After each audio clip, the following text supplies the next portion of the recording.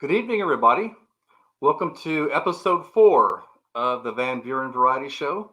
I'm Bob Van Buren, your host. Glad you could join us tonight. Hope you've all had a great week so far. I really have. I'll tell you about that in a few minutes. For those of you that are just tuning in or have not seen a previous episode of this show, let me explain kind of what it's about. This is a variety show, so every Tuesday evening at 7 p.m. Eastern and 7 p.m. Central, 8 p.m. Eastern, I'll have a different guest with a different topic for each week. It could be a profession, it could be a hobby, they might have a special talent, special interest. We even plan on having some musicians sometime and some other entertainment. So every Tuesday evening, 7 p.m. Central and 8 p.m. Eastern, different topic, different guest, and we'll learn a lot too along the way. Again, I hope you've all had a great week so far. Tell you about mine. Some of you may know my grandmother is in her upper 90s and still going strong. She is in a senior care unit right now, but still has her mind. She's able to recollect a lot of the old family memories and family photos. I test her every time I'm there. I'm like, Granny, do you remember so-and-so here in this photo? Oh, yeah, I remember so-and-so, yeah. And she's able to name all of her brothers and sisters. So it's been really difficult, though, these past few months because of the lockdowns. But a lot of the senior care centers are now opening up, and we're able to see our loved ones a little bit more. So she's doing fine, and Lord willing, if she is a strength and Lord's willing, she will turn the big 100 later this year. So really looking forward to that. I love her a lot. So, and I'm wishing her the best in health. So I hope those of you that still have your parents and grandparents, treasure them while you still have them, believe me. So tonight's topic, we're going to be talking about the military. And before we go any further than that, let me just give a personal note here. For every man and every woman that has ever been in the military, whether they're retired now, whether they are currently serving, you have my deepest respect. For someone to go out there and protect me from enemies, foreign and domestic, it's really humbling. Your service is very much appreciated. You didn't have to do the job, but you're there. You've got, full strength and full confidence. And really, a lot of us appreciate what you're doing. So again, thank you so much to those that are now or have been in military and those that are now or have been in law enforcement. Thank you very much for the time that you give to protect me and all of us. So while we're on the subject of military, we're going to narrow this field down a little bit. We're going to be talking about the United States Air Force. We're going to be talking about a career path. Those of you may have been thinking about joining the military, specifically Air Force. What are the opportunities? What does it involve? What are your expectations? And what do you expect to get out of it when you're there? And so what better person to talk about it than a man that has been in the Air Force, has made a good go of it, and has spent many years there. So let me bring tonight's guest on. Ladies and gentlemen, this is Woody. He was in the United States Air Force for quite some time, which he will talk about. Woody, welcome to the Van Buren Variety Show. We're glad you're here. Thanks, sir. Appreciate you having me on. I'm honored to be here. Okay. Thank you very much. Now, let me tell my audience right up front. Now, we have been experiencing today, through no fault of anybody, some little audio problems. So you might hear our voices come in and out. We'll do our best to correct it. There's also you're going to hear some delay between me and Woody.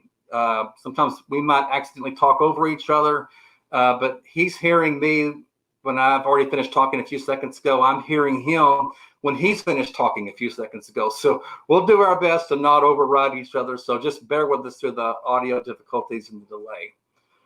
So Woody, let me just bring it over to you. Starting with you joined the United States Air Force. What got you interested in that? Did someone influence you to get into it? So how did that start for you? Well, Bob, I really always been intrigued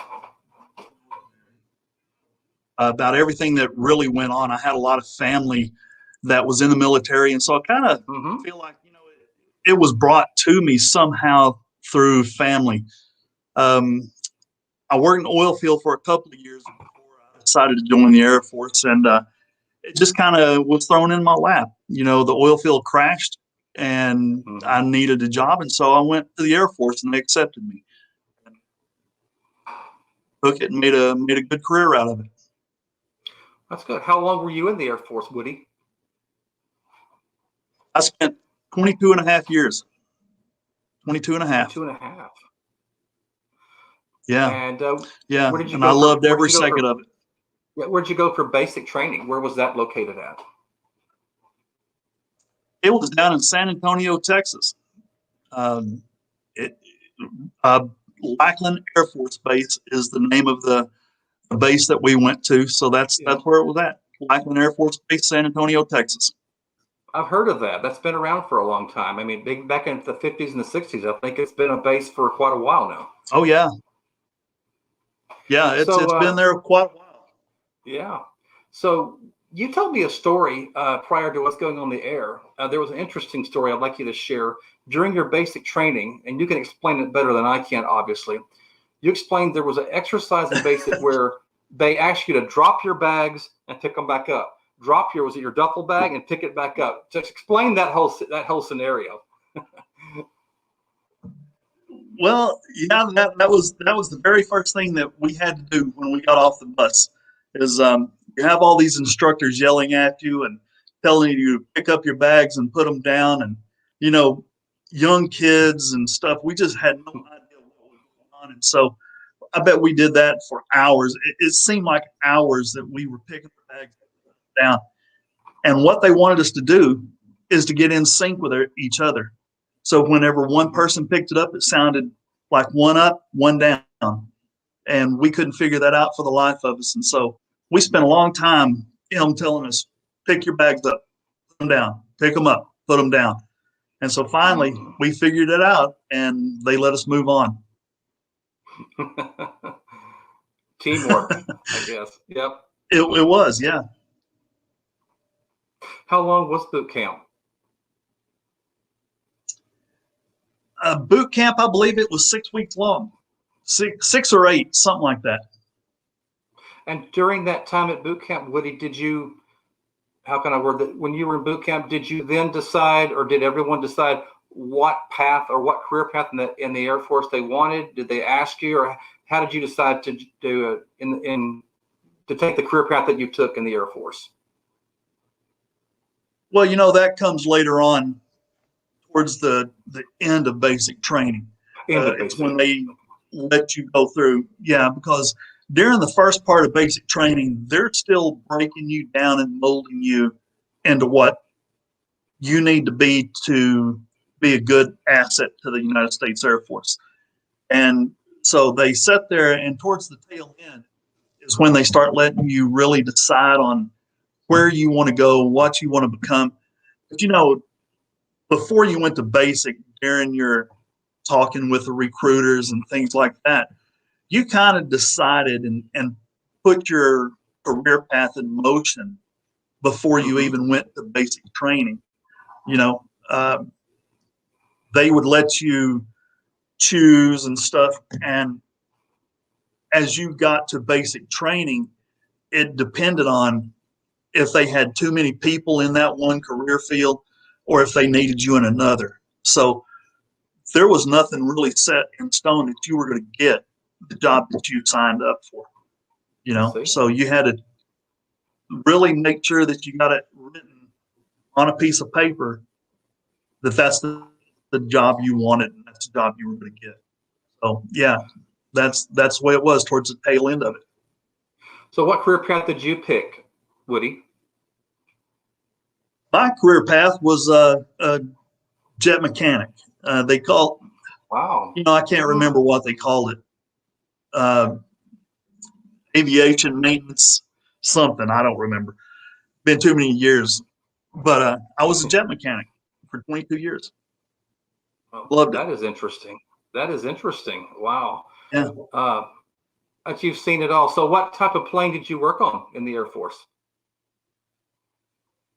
Well, you know, Bob, I had two different airframes that I specifically was locked onto. I started off on the F111s. A lot of people don't know those. They've been retired since I think 1995 is when they retired them. They were sent to Australia, the F111s. And then once I got off of those, I went to the F16s, which were awesome, really cool.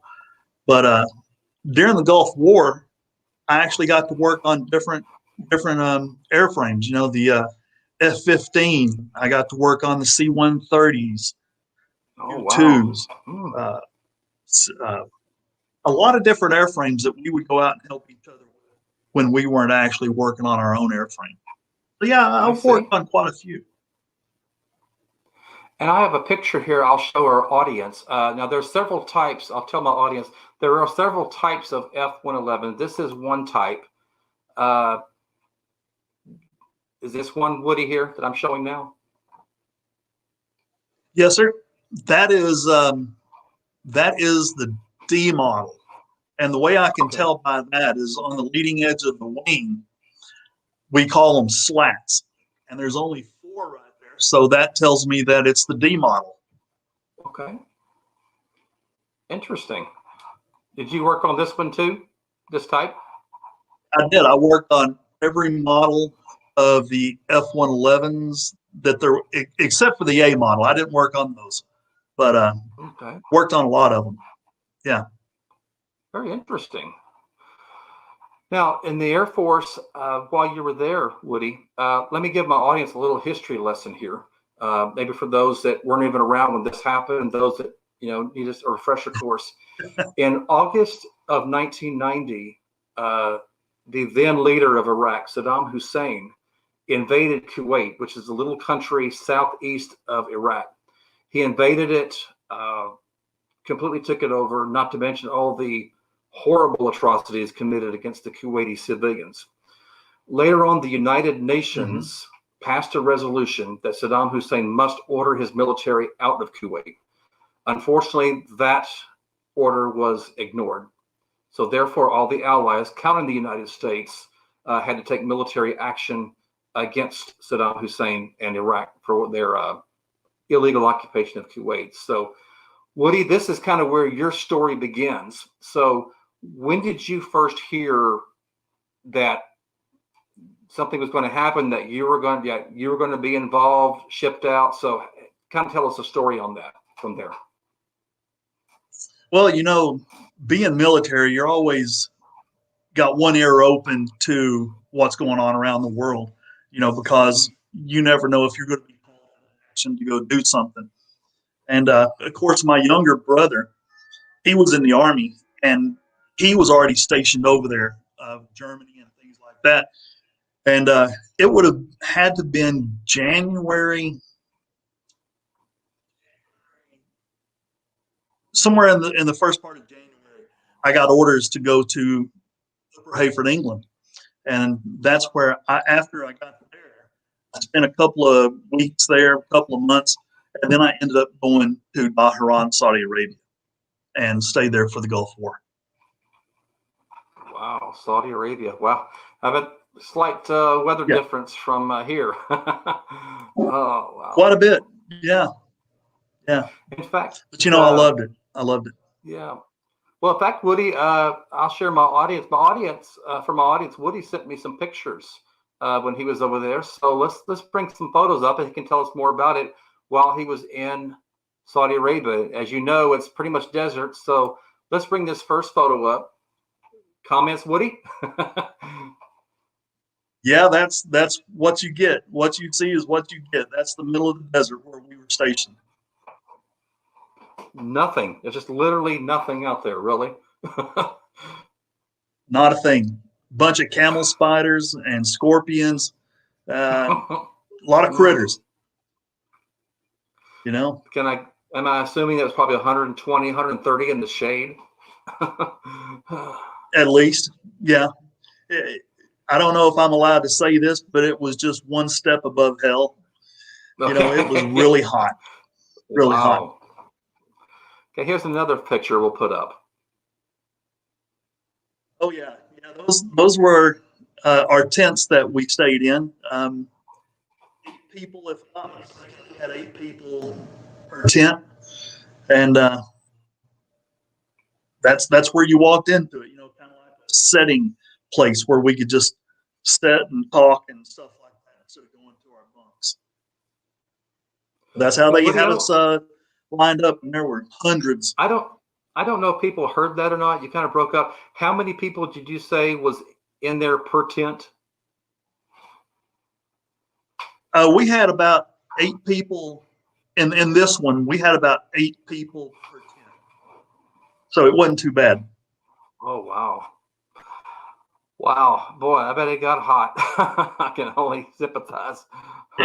It did, yeah. We like to play some jokes on people, so we'd go over and turn their heat up instead of the air conditioner. Yeah. Well, so we have jokesters around.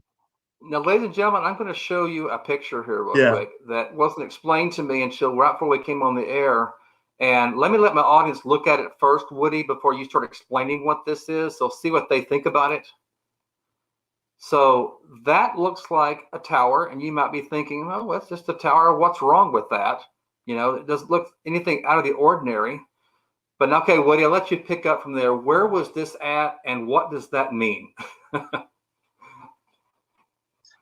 This was outside our dorms over in Dhahran, Saudi Arabia.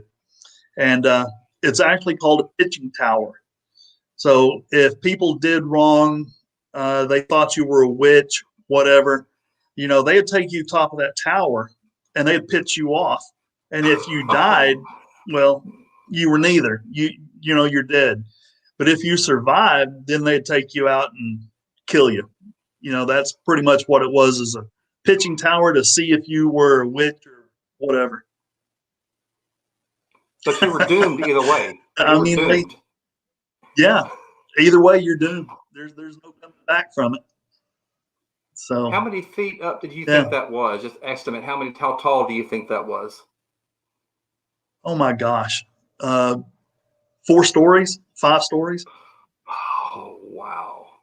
It was a pretty tall, look at the car down there in the bottom.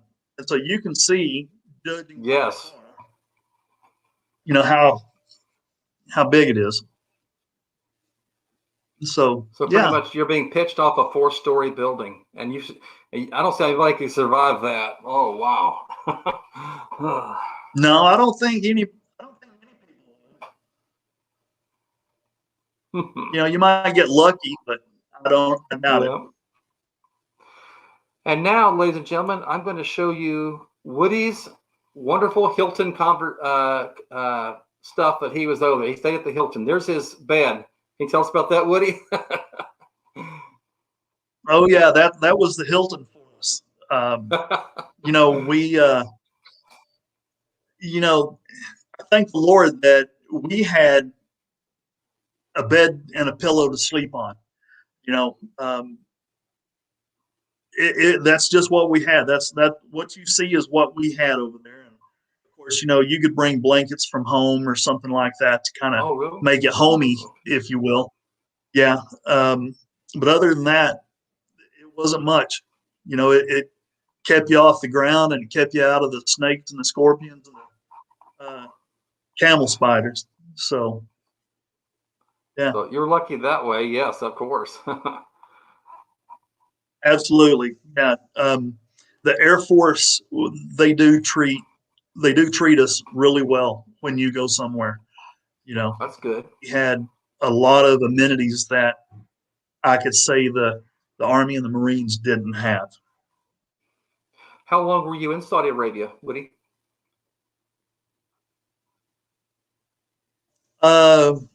Which time?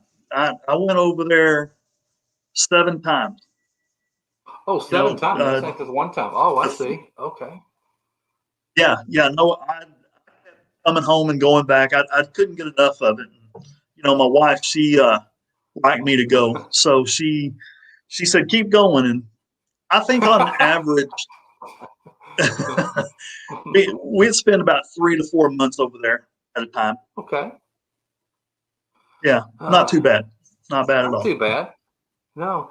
So, I mean, I Yeah. guess while that Gulf War was going on, you were pretty busy with maintenance and repair on those airplanes. I'm sure it never Oh, stopped. I'm sure. no, it was a constant. We were working 12-hour shifts, and it was, Mm. you know, getting it as fast as you could and make sure they were good to fly. Speaking of that flying, here's another photo. Let's explain this picture for those that don't know what it is. That's a U-2. That's a spy airplane that we had over there. And in the car, you got a mirror right down here on the left-hand side. I'm sorry, the right-hand side. Yeah. And it's called a chase car. And so when that plane lands, the pilot can't see the runway, so we have to have a pilot in a car telling him which way he needs to come down and stuff like that. And so, yeah, I got to do that there, the chase car for the U-2s. Can you explain the chase car? Does it mean because there's no lights on the runway, or because sandstorm? But is it why they can't see the runway, or just kind of what's happening there? No, let's see. Can you see? Let's see my hand. The plane sets up at an angle like this Okay, because the wheel I up see it in the now. front, Uh it huh. it makes the cockpit to where they cannot see the runway. That all they see is up in the air, and so you need a chase car to tell them with an actual pilot in the front seat, saying, "Hey, okay, you're in the center. You need to go left, right, things like that." I see.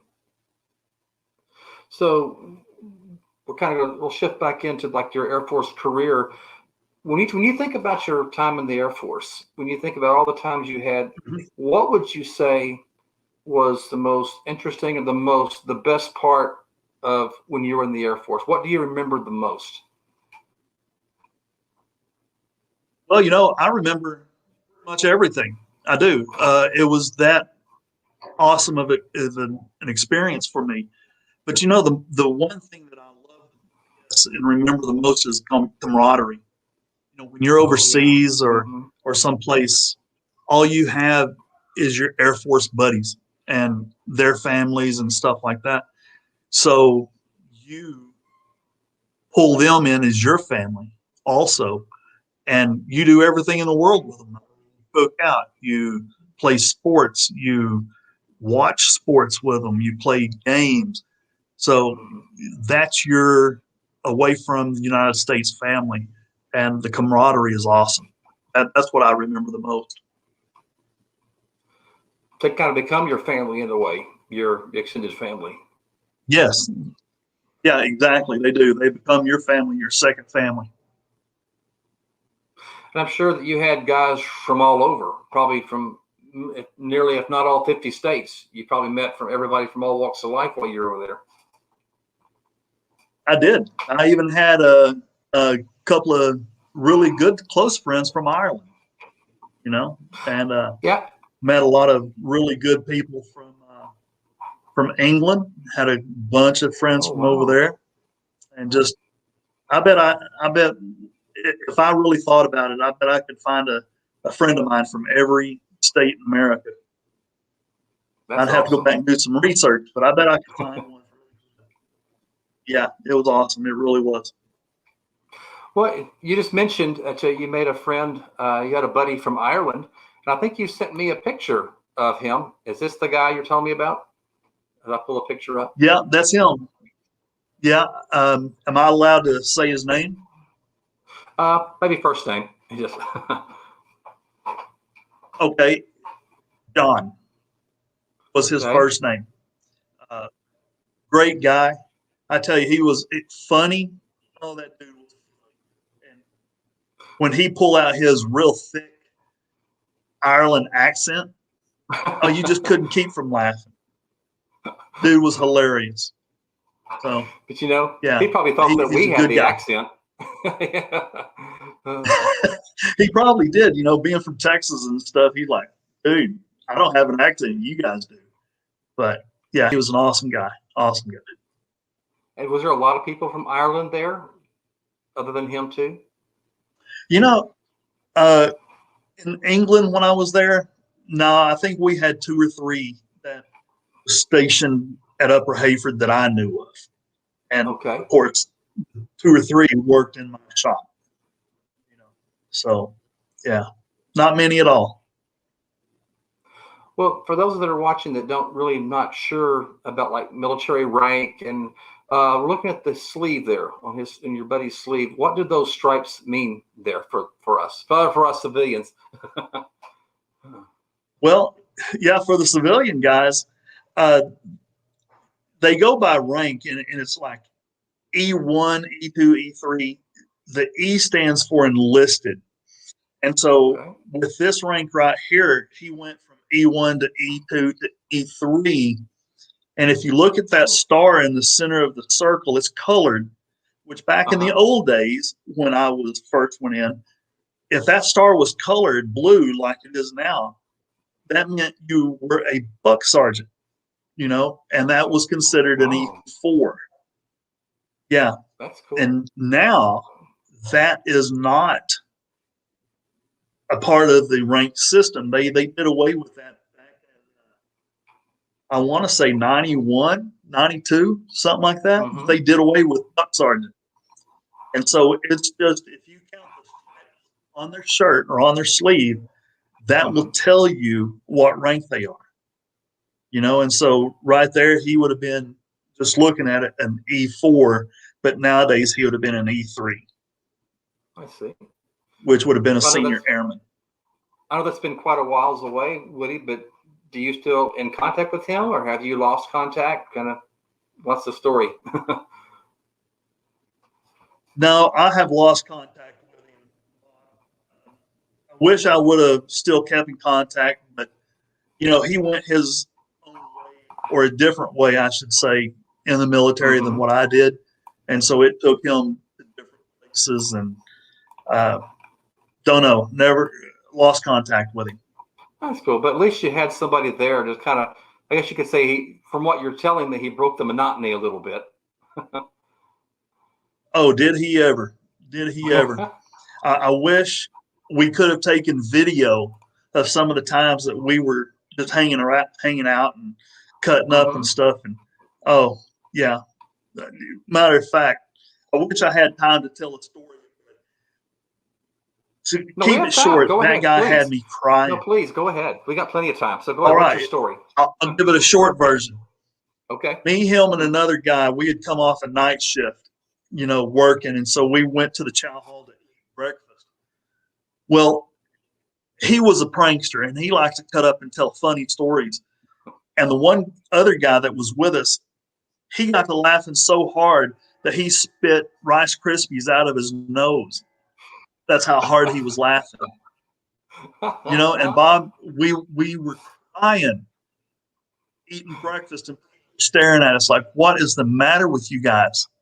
And it's because he was cutting up and having a good time. Yeah. And Oh, so that dude spit Rice Krispies out of his nose. He was laughing so hard. we all need Yeah. somebody like that in our lives. We all need someone that'll pick us Oh, up a isn't little that the bit, truth?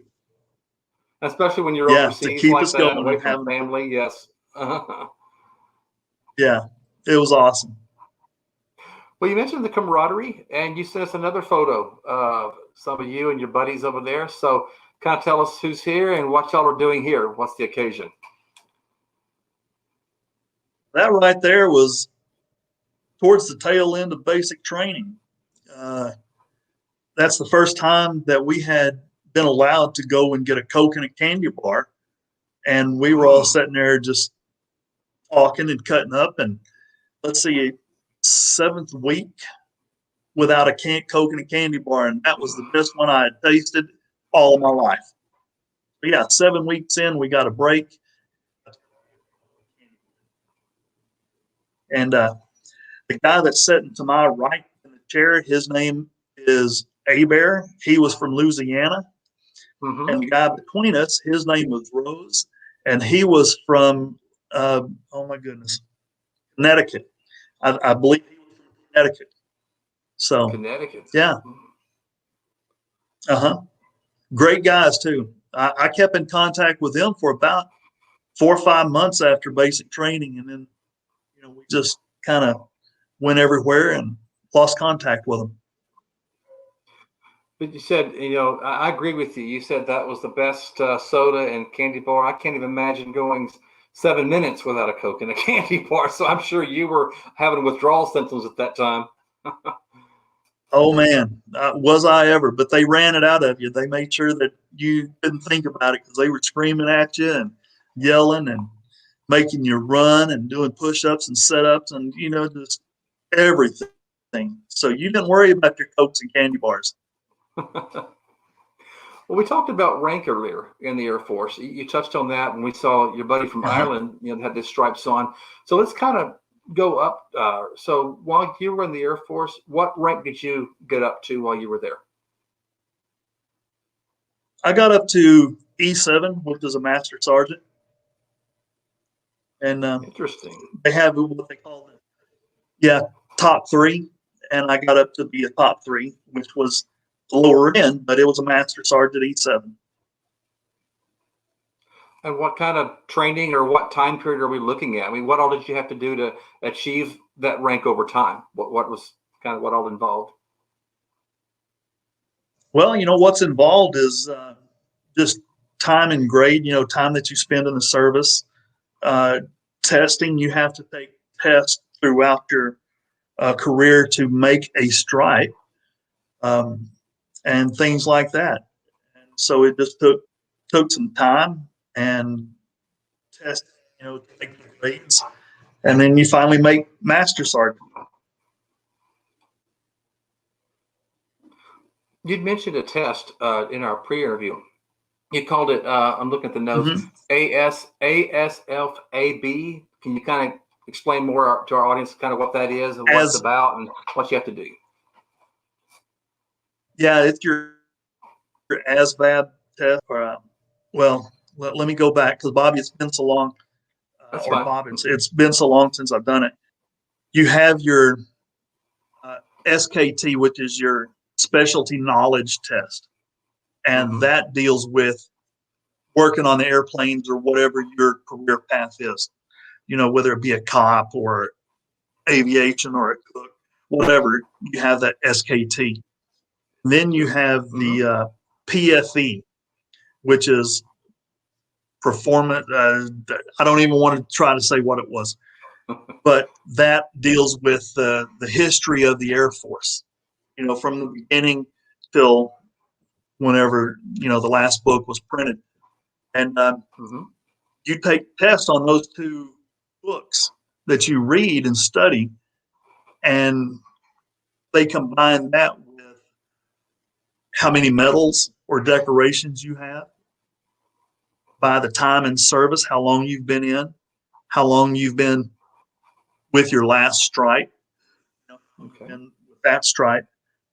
And they take all of those points and they have what they call the cutoff.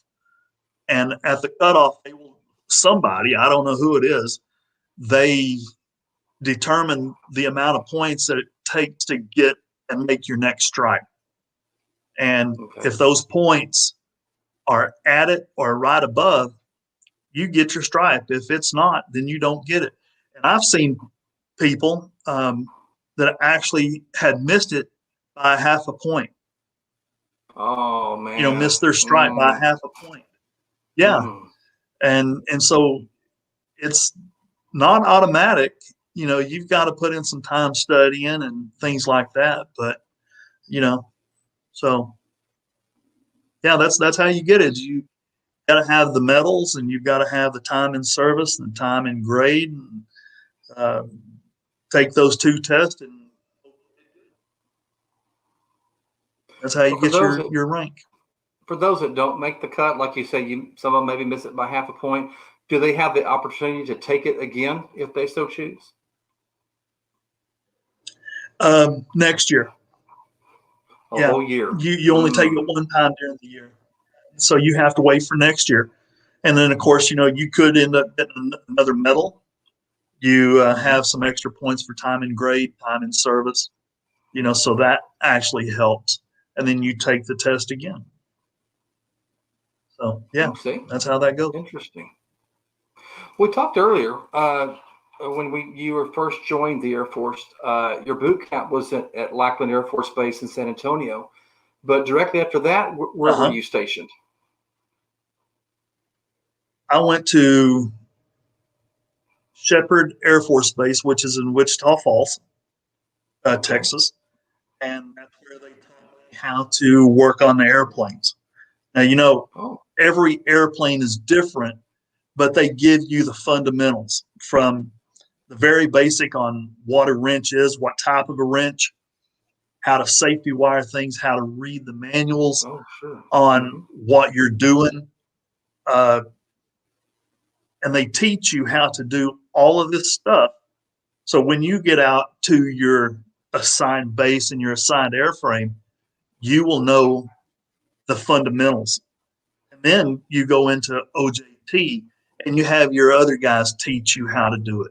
You pull the books out and they show you, hey, this is what the book says and this is how you do it. So yeah, you're always learning something.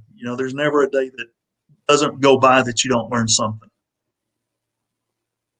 Interesting. I think, and we even talked before, you said that you gave an example where, and you can say it better than I can, but you mentioned that if they say a certain screw and only a certain screw goes into this particular part, you better use that particular screw. Can you elaborate on that some more? Well, yeah, Bob. In the books, it'll call out for a -4 screw. Well, if you use a -6, we got cut off somehow. But if you use a -6 screw, it could be too long. And when you run that in, it could chafe like a hydraulic line or a wire harness. And so right there, now you've got troubles. What's to say that hydraulic line won't start leaking or you'll short out those wire harnesses? Now you got some trouble. So see, that's why you have to use the specific ones that they call out. And that's why I was bringing that up. I just want to assure everybody, when a pilot goes up, the quality assurance definitely comes into play. You can't just pay fast and loose with it. So Air Force absolutely, obviously, make sure that you've got the right tools and knowledge for that. So absolutely, because you've got at least minimum one guy that their life is in your hands, and and I've seen a lot of crashes and seen a lot of guys that had to go up in front of the board, and it's not pretty. It's not pretty, especially when the pilot that died had a wife and kids. So you have to pay really close attention to what you're doing. Now, you mentioned Wichita Falls earlier for some of your training. Some guys also go to Clovis, New Mexico. Did you go there as well? And what happened when you went there, if you did? Well, Bob, back in the day, Clovis was not a training base. It was an actual tactical air command base. Oh, really? And that's where the F111s were. And so when we came straight out of Shepherd or Chinook, places like that, we went to Clovis, New Mexico, and worked on the F111 straight up. So it was not a training base like it is now. Okay. Was it kind of a big base or was it pretty small, Clovis, when you were there? Well, when I first got there, it was kind of a small base, but the weather was decent, and we had a very large bombing range. And I can't remember the name of it, but the 111s, they go out there and to the bombing range and drop ordnance and stuff. And so that's why that's the rumor that I've heard. That's why they've never closed Clovis, New Mexico, is because it has its own bombing range and training range and stuff like that. Now, if that's true, I don't know. That's the rumor I've heard. Yeah. Okay. Well, we kind of touched on, actually talked a lot of kind of the career path you did as the aircraft mechanic. And I know this is probably going to Mhm. be a very broad question, but just the top of your head, uh, for someone who's maybe just now joining the Air Force, just what are some career paths they can take? Just top of your head. I know you can't name them all, but top of your head, what are some things that he or she could go into? Well, I'll give you a couple that I wish I would have taken. Okay. A air refueling. I know that's not anything that you can get on the outside world, but air refueling is a load master. Mm-hmm. Go in and be a load master because they use that with like FedEx and UPS and all those people. They have to have a load master. That's who goes in and plans how much weight can be on the plane and stuff like that. Cop. A lot of people dog the cops, but that's a very good career path if you want to go in the Air Force. Of course, jet mechanic. That's what I did. I loved it. There's still a lot of need for those guys out there. And so those are the ones that I can think of. Medical, go in to be medical.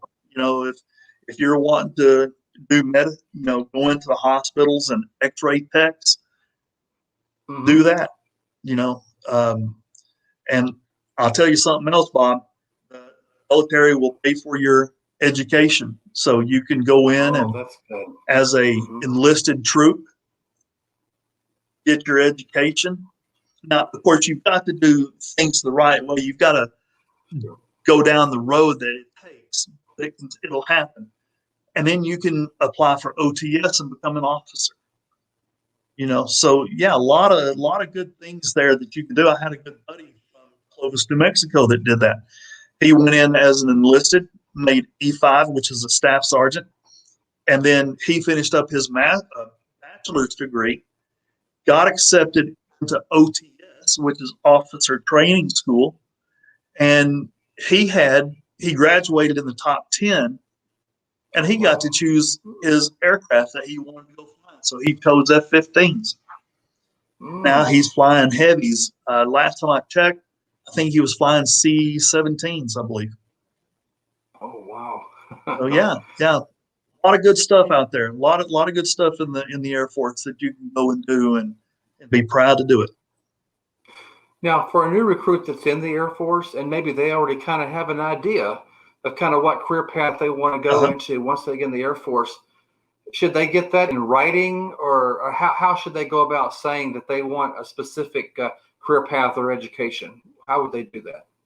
Oh, oh yeah, Bob. Anytime you do something, and that's like in the civilian world, get it in writing, because the military is still a government run, uh, a government run uh, thing. I can't think of the Mm-hmm. word I was wanting, but Institution? yes, it's a government run institution. Very good, thanks.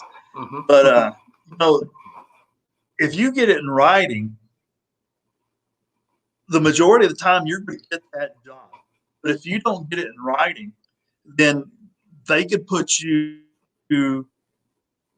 as a cook or something that you did not want to do because the job you wanted was full and a cook was needed more people.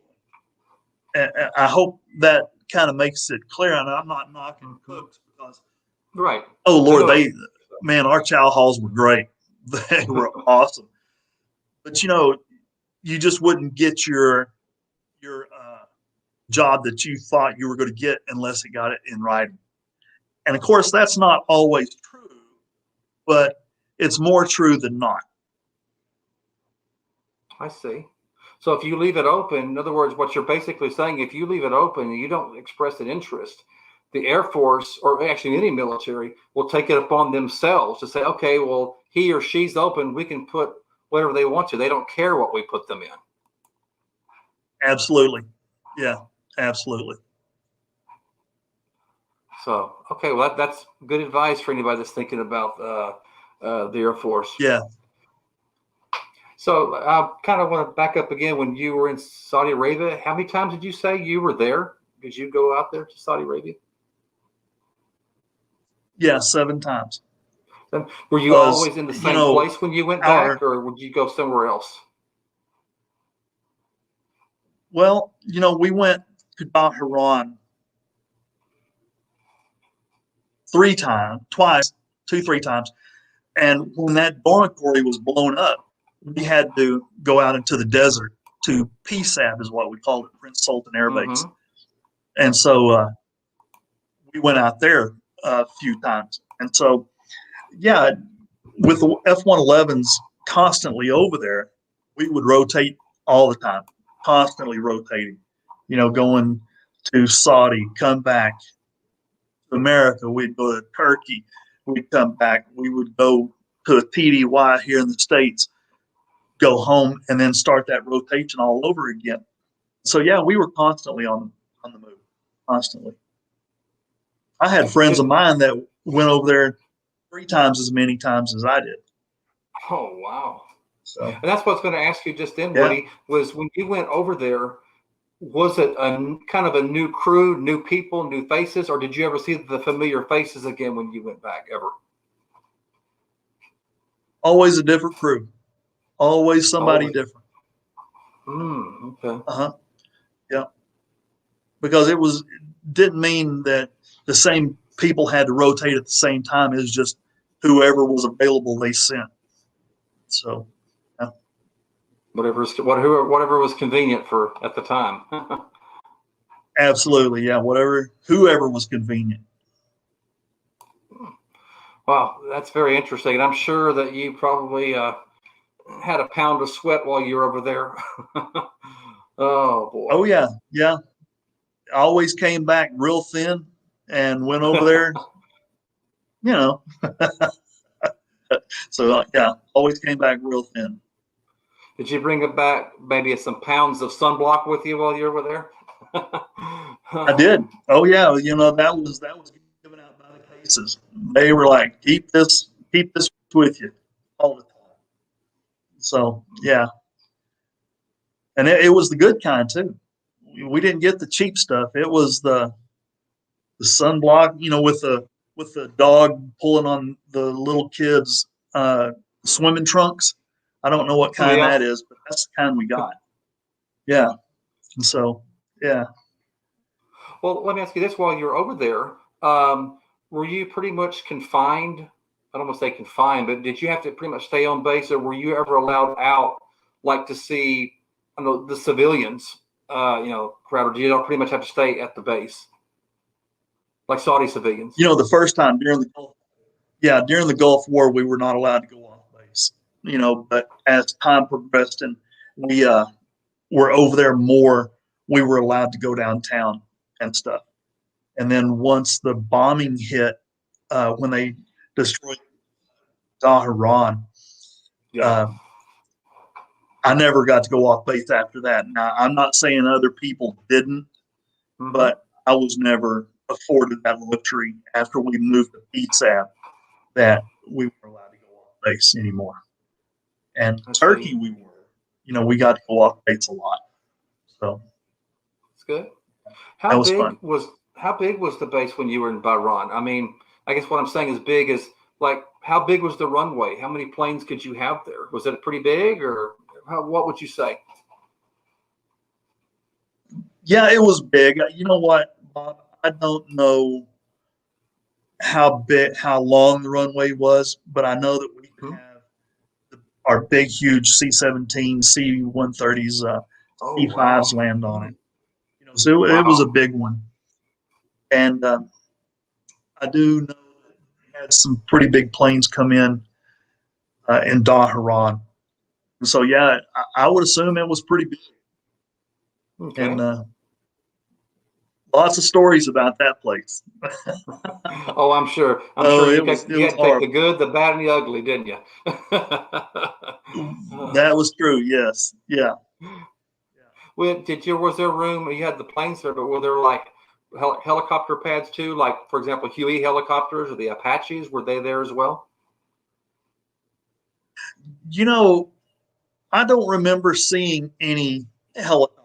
I'm sure they were. I can't say yes or no. Also, wrapped up in my plane and helping them that I didn't worry about, if there were helicopters. And so I went in and I did my time. I worked on my jet, went back to the tent, went to sleep, and then went back to work. That's how we did it. Sure. Okay. So sorry I couldn't say yes or no. I don't know. So, I mean, on the F111, when you were repairing, and I guess you were all over the plane. I mean, when I say all over, cockpit, wings, tail, underneath. I mean, I guess you kind of pretty much did it all over there. Mm-hmm. Well, during that time, I was what we called crash recovery, and it was EMS, repair and reclamation. Okay. Not only did I respond to emergencies, for either crashes or hot breaks, whatever the case was that was on the airplane that the normal workers didn't deal with, I dealt with them. And then repair and reclamation, we did the heavy mechanics like the flight controls, the landing gear, all of that stuff, that we did. The pylons, because, the pylons moved back and forth. So we dealt with that a lot. Fuel cells, we towed the jet over, let, fuel shop work on the fuel cells. So yeah, I did all the heavy stuff that the majority of the crew chiefs did not do. They knew how to do it, but they didn't because we had separate shops for that stuff. Sure. Mm-hmm. Yeah, it's fun. Really cool working on the heavy stuff, especially the landing gears. Yeah, I'm sure, Woody, that was a lot of hard work, but I'm sure, and this is probably for every military person that has to go overseas, is to leave your family. And I'm sure that was probably one of, if I can probably assume one of the most toughest things you had to do while you were over there. It was, Bob. It really was.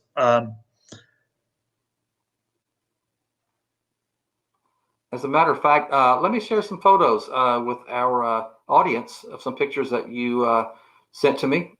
And so we'll pull these up and you can kind of tell us who's in there and what the occasion is. So here's picture number 1, Woody. Yeah, that's graduation day for basic training.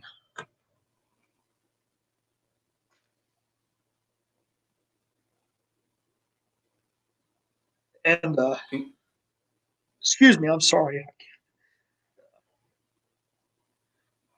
Yeah, that's my wife. She got to come down and visit. So this is graduation. This is graduation. Okay. Yeah. Graduation of basic training. I don't remember what day it was, but it was warm. I'm going to ask you, how many people? I mean, just on an estimate, Woody, how many people would you say were in your graduating class? Is there any way you could estimate or no? Oh my gosh. You know what? There's no way I could tell, Bob, because I couldn't even count how many were actually in my flight. Wow. We had, if I'm not mistaken, and somebody on the internet might know, but I think there were 10 or 15 bunks in each row. So there was, I'm just going to guesstimate, 30, 60 people in my dorm. Oh, wow. And that's not including your dorm. So, yeah, we had 2 sides in the dorm. And so there had to be 10 or 15 people each row. So we had a lot. We had a lot of people. Okay, I got a picture here. You can kind of tell us what's happening here and where this is at. My baby girl, she's not baby anymore, but she wanted me to take a picture in my uniform for her. I think it was a prom or a dance or something she was going to. And if you look at the stripes, I was 6 right there. I see that. Yes. We call that a tech sergeant.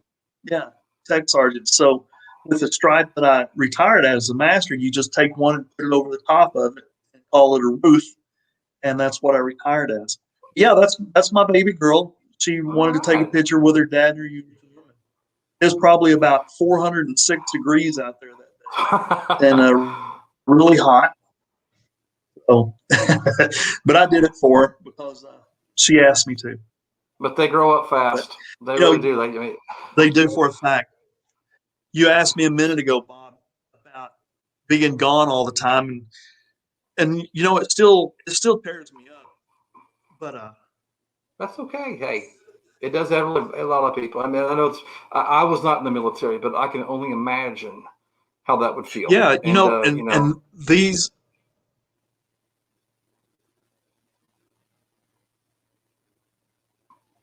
military goes through. Yeah, and I spent out of my career 7.5 years away from my family, and I can't imagine what these other guys go through on what they deal with, and so wow. But yeah, 7.5 years I spent away from them, and the hardest one was at Christmas time.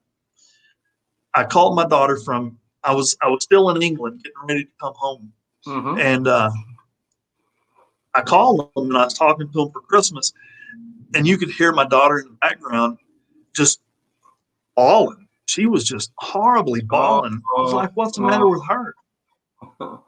Yeah, and so the thing that came out of her mouth was like, "Why does everybody else have their daddy and I don't?" Oh no! Oh. So yeah, it's hard on you and the family. I mean, that's every military family. So it was that's the hardest thing is having to leave, But those were and great. the greatest thing is coming home. Yeah, those are great pictures of your family. There is one more picture I want to share with the audience, and let's see if we can bring that up here. Oh my gosh! let me get in the camera there.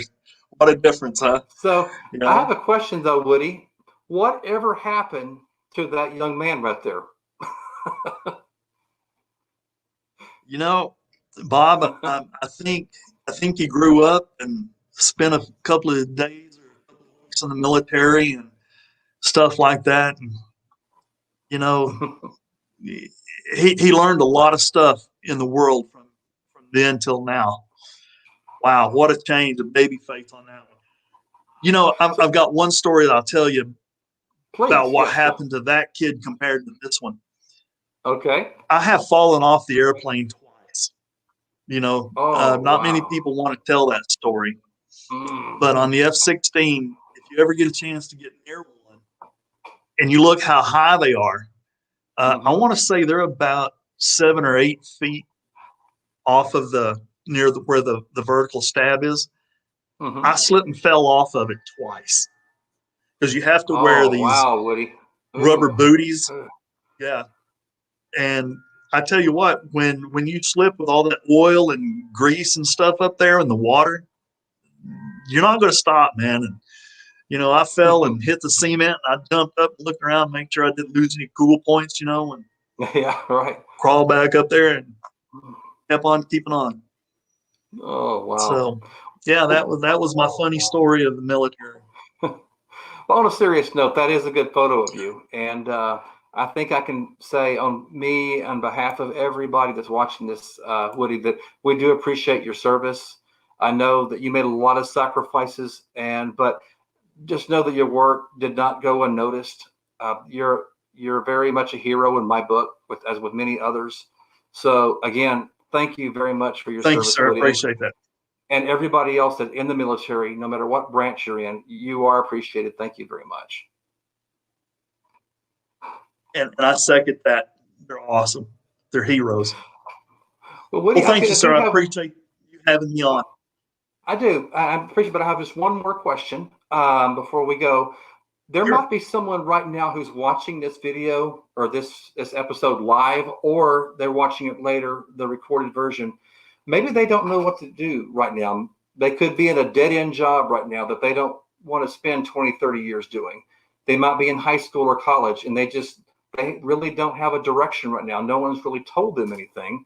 Maybe they thought of the military, but no, they really don't know anything about it. So if a young person right now is watching this and they are really considering joining the Air Force, okay, what advice would you tell that person now? I would tell them, Bob, that if they have any kind, I mean, just an ounce of wondering, should they go and join the Air Force, do it. Don't think, do it. Because you will never look back and say, I regretted it. There's so many opportunities in the military and the Air Force that you can get. You've just got to go down and take that first step and do it, because it's there. You've just got to grab the bull by the horns and do it. And that's what I did. And I spent 22 and a half years in it. I loved every second of it. That's great advice, Woody. And Woody, again, thank you very much for being on the Van Buren Variety Show. I've learned a lot just by talking to you. Thank you for sharing your memories too, your photos and your personal stories. I think that really means a lot too. So I appreciate you taking time out of your schedule to be here and talk with us today. Well, it's my pleasure, Bob. I really do appreciate you having me on. It was an honor. And I thank you, sir. Appreciate it. Have a great evening. And ladies and gentlemen, that's going to do it for this episode of the Van Buren Variety Show. I thank you very much for watching. Remember, we are here every Tuesday evening at 7 p.m. Central and 8 p.m. Eastern, where I have a different guest and a different topic each week. So you never know until you tune in. So make sure you hit that like and subscribe button, because you never know week to week. It's just going to be a grab bag of entertainment each week. And again, thank you very much for tuning in. I really enjoyed it. And I hope you all have a great evening. Thank you once again for tuning in to the Van Buren Variety Show. Good night.